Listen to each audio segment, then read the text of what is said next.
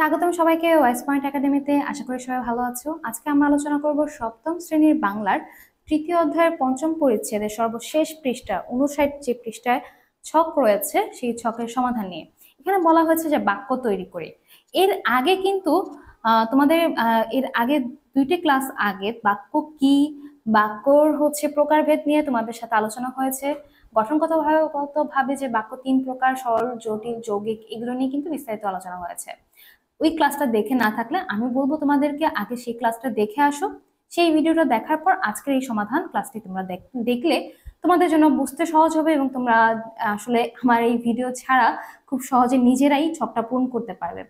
তারপর তোমাদের সুবিধার্থে আজকে আসো 59 নাম্বার পৃষ্ঠার ছকের সমাধানটা তোমাদের সাথে আলোচনা করছি। এখানে যেটা বলেছে, দুটি করে সরল বাক্য, দুটি যৌগিক বাক্য এবং দুটি জটিল বাক্যের উদাহরণ দিতে। তারই প্রেক্ষিতে সরল বাক্যে আমরা জানি একটা করে সমাপিকা ক্রিয়া থাকে। সেই প্রেক্ষিতে প্রথম একটা বাক্য লিখেছে যে মিথ্যাবাদীকে কেউ ভালোবাসে না। দ্বিতীয় বাক্য লিখছে রাহাত পড়াশোনায় বেশ মনোযোগী। এই দুটোই কিন্তু কি সরল বাক্যের উদাহরণ। এরপর আসলে যৌগিক বাক্য। যৌগিক বাক্য কিন্তু যোজক দ্বারা যুক্ত থাকে, তাই না? তারই প্রেক্ষিতে সে মানুষ দেখে এবং ভয় পায়, এবং যোজক দ্বারা কিন্তু যৌগিক বাক্যটা গঠিত হয়েছে। লোকটি সৎ কিন্তু দরিদ্র। এখানে কিন্তু একটা যোজক, সেই কিন্তু দ্বারা কিন্তু দুটি বাক্যকে দুটি শব্দকে একত্রিত করা হয়েছে, তাই এটাও একটা যৌগিক বাক্য। এরপর আসো জটিল বাক্য। জটিল বাক্যে জানি যে একটা অংশ কি আরেকটা অংশের উপর নির্ভর করে। আচ্ছা, তাহলে এখানে দেখো ঠিক একইভাবে যখন আমি পড়তে বসলাম তখনই বিদ্যুৎ চলে গেল। যখন তখন এই দ্বারা কিন্তু দুটি বাক্য একসাথে যুক্ত হয়েছে, তাই না? শব্দ জোড়া দ্বারা। তারপর দেখো, তুমি যদি ভালো হও তবে সবাই তোমায় ভালোবাসবে। যদি, তবে, যদিও তবে দ্বারা দুটো কিন্তু আলাদা বাক্য একসাথে যুক্ত হয়েছে এবং কি একটা অংশ আর একটা অংশের উপর নির্ভরশীল। একটা অংশ ছাড়া একটা অংশ অর্থ প্রকাশ করে না। যদি তুমি ভালো হও, ভালো হও তাহলে কি হবে? তবে সবাই তোমায় ভালোবাসবে, এটার উপর নির্ভরশীল।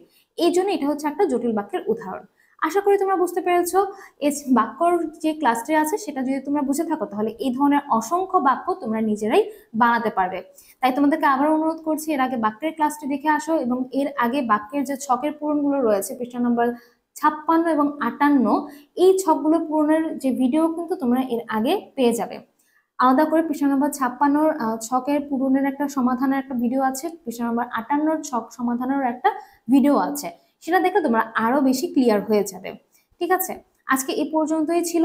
তোমাদের বাক্য সম্পর্কিত, বাক্যের গঠন অনুযায়ী বাক্যের প্রকারভেদ সম্পর্কিত কোনো প্রশ্ন থেকে থাকলে আমাদেরকে জিজ্ঞেস করতে পারো। তোমাদের সমস্যা নিয়ে দরকার হলে আমরা আলাদা কোনো ক্লাস করাবো। সরল বাক্য, জটিল বাক্য, যৌগিক বাক্য, এগুলো বেশ ভালো করে তোমরা রপ্ত করো, তাহলে যে কোনো ধরনের মূল্যায়নের যে কোনো প্রশ্ন তোমরা খুব সহজেই দিতে পারবে। আজকে এই পর্যন্তই। ভালো থাকবে সবাই, ধন্যবাদ।